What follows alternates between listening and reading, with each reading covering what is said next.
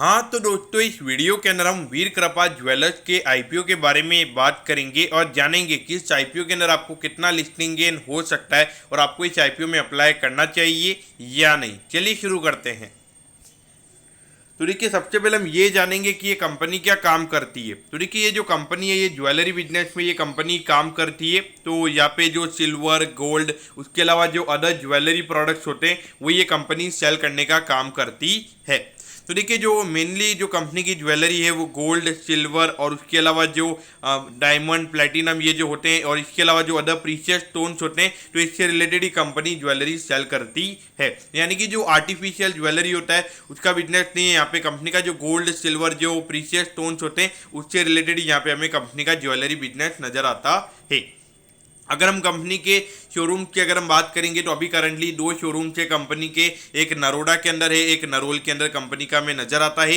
इसमें अगर हम एवरेज साइज की अगर हम बात करेंगे तो 1050 स्क्वायर फीट की एवरेज साइज है और जिसके अंदर अराउंड 13 स्टाफ काम करते हैं और उसके अंदर मेजोरिटी कंपनी का मानना है कि सेल्स पर्सनल ही है, यानी कि बेचने के लिए उन्होंने मेन वहाँ पे स्टाफ रखा हुआ है।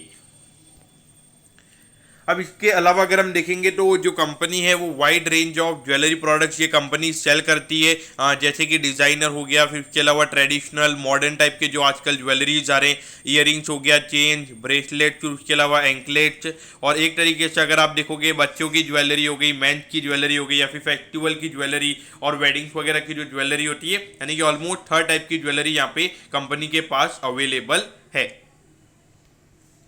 अब यहाँ पर अगर हम कॉम्पिटिटिव स्ट्रेंथ के बारे में अगर हम बात करेंगे तो एक एस्टेब्लिश ब्रांड नेम कंपनी का नजर आता है और जहाँ पे कंपनी का शोरूम है वो एक काफ़ी अच्छी लोकेशन है, तो वहाँ पे नॉर्मली अगर लोग जाते रहते हैं तो उससे भी लोगों का वहाँ पे आना होता है। उसके अलावा अगर हम देखेंगे, जैसे कि मैंने आपको बोला कि बहुत सारी ज्वेलरीज यहाँ पे इनके पास अवेलेबल है, काफ़ी वेराइटी ऑफ पोर्टफोलियो इनके पास अवेलेबल है, तो वो भी एक अच्छी बात है। इसके अलावा जो प्रमोटर्स है वो काफ़ी टाइम से इस इंडस्ट्री में काम कर रहे हैं, तो उसके अलावा अगर आप देखोगे तो कंपनी के जो सप्लायर्स है उनके साथ भी रिलेशनशिप काफ़ी अच्छे हैं और जो कस्टमर्स हैं उनके साथ भी कंपनी के जो रिलेशनशिप है वो काफ़ी अच्छे हमें नजर आते हैं। तो कंपनी का मानना है कि इसकी वजह से अगर कोई कस्टमर आ रहा है तो एक तरीके से इतने अच्छे रिलेशनशिप है कि वो कस्टमर फिर से अगर उसको कुछ ज्वेलरी का आइटम लेना है तो वो वहीं पे आएगा।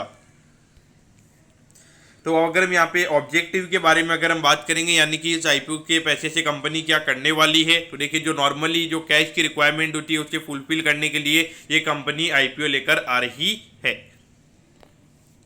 अब अगर हम कंपनी के प्रमोटर्स की अगर हम बात करेंगे तो देखिए, मिस्टर चिराग अरविंद शाह ये कंपनी के प्रमोटर्स हैं और मिस्टर नेहाबेन चिराग भाई शाह, तो ये दोनों पति पत्नी यहाँ पे कंपनी के प्रमोटर्स हमें नजर आते हैं। तो देखिए, 1,65,00,000 का रेवेन्यू कंपनी का 2019 में था और अगर हम अभी देखेंगे तो अराउंड 10 करोड़ के रेवेन्यू पे ये कंपनी आ चुकी है। तो वो तो 2020 में ही कंपनी आ गई थी, फिर उसके बाद में 2021 में 5-6 महीने कोई एक्टिविटी नहीं हुई थी तो उसका इम्पैक्ट पड़ा था। तो उसके बावजूद अगर हम देखेंगे तो अभी 9 महीने में कंपनी ने अराउंड 10 करोड़ का रेवेन्यू रिपोर्ट किया है, तो यानी कि पूरे साल के एंड में लगभग 14 से 15 करोड़ के रेवेन्यू के नंबर कंपनी के हमें देखने को मिल सकते हैं। लेकिन अगर आप यहाँ पे देखोगे तो प्रॉफिट का नंबर अगर हम देखेंगे 10 करोड़ के रेवेन्यू पे सिर्फ 21 लाख रुपीस का प्रॉफिट है, यानी कि अगर हम नेट प्रॉफिट के मार्जिन की अगर हम बात करेंगे तो हार्डली 2% के नेट प्रॉफिट के मार्जिन ये हमें नजर आते हैं। तो देखिए, मोस्टली अगर हम देखेंगे तो ये जो कंपनीज होती है यहाँ पे थोड़े मार्जिन ज़्यादा रहते हैं। आपने देखा होगा कि जो 50-55 हज़ार का जो गोल्ड का होता है, उसके अलावा उसी के ऊपर अगर आप नॉर्मल उतने की अगर आप चेन अगर आप ले रहे हो तो उसके ऊपर भी 5 या 6 हज़ार रुपीज़ के मेकिंग चार्जेस वहाँ पे लिए जाते हैं। तो यहाँ पे मार्जिन ज़्यादा रहते हैं, तो मेरे ख्याल से अगर देखा जाए तो प्रॉफिटेबिलिटी अगर देखी जाए तो 21 लाख रुपीज़ काफ़ी कम है, तो ये तो काफ़ी ज़्यादा लोगों की हमें देखने को मिल जाती है। अब अगर हम देखेंगे तो 29 जून को ये आईपीओ ओपन होने वाला है, 5 जुलाई को ये आईपीओ क्लोज हो जाएगा। 27 तारीख का 27 रुपीज़ पर शेयर पे यहाँ पे कंपनी शेयर दे रही है और एक लॉट के अंदर यहाँ पे 4,000 शेयर्स हैं, यानी कि एक लॉट को अप्लाई करने के लिए यहाँ पे 1,08,000 रुपये लगेंगे। अगर हम इश्यू साइज की बात करेंगे तो लगभग अगर हम देखेंगे तो 8 करोड़ 10 लाख रुपए का ये आईपीओ है।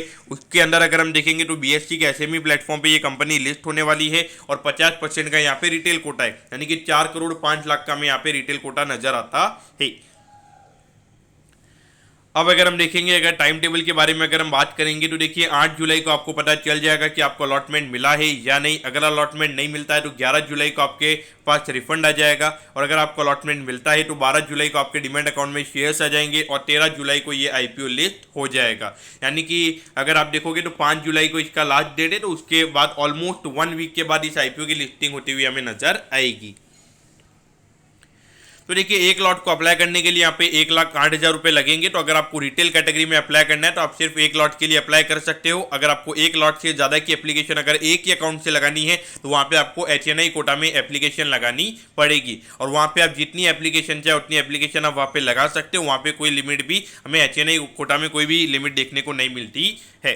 तो एट दी एंड आपने यहाँ पे अप्लाई करना चाहिए या नहीं करना चाहिए? तो देखिए मेरे ख्याल से ये जो ज्वेलरी बिजनेस है इसके अंदर कुछ एक्स्ट्रा ऑर्डिनरी नहीं है। अगर आप देखोगे इतनी सारी ज्वेलरी शॉप से अगर हम जिस तरीके का कंपनी का अगर हम देखेंगे तो इतना ज़्यादा एक ऑर्गेनाइज्ड प्ले नहीं है। जैसे कि जो टनिक ज्वेलर्स है, अगर आप देखोगे जो टाइटन की कंपनी है तो वो एक ऑर्गेनाइज्ड प्ले नजर आता है, लेकिन ये कंपनी हमें एक तरीके से अनऑर्गेनाइज्ड मार्केट में ये कंपनी काम करती हुई नजर आ रही है।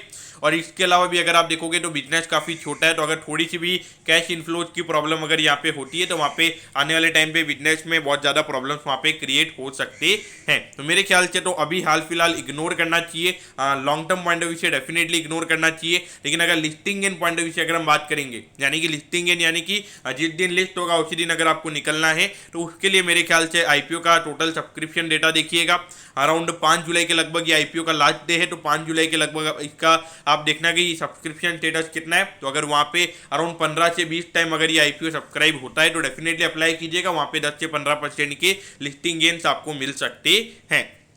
तो दोस्तों मैं होप करता हूँ कि वीर कृपा ज्वेलर्स के आईपीओ के बारे में आपको सब कुछ पता चल गया होगा। अगर आपकी कोई भी क्वेरीज है आप कमेंट कीजिए, मैं जरूर आपके कमेंट पर रिप्लाई करूँगा। ओके दोस्तों, thank you, have a nice day.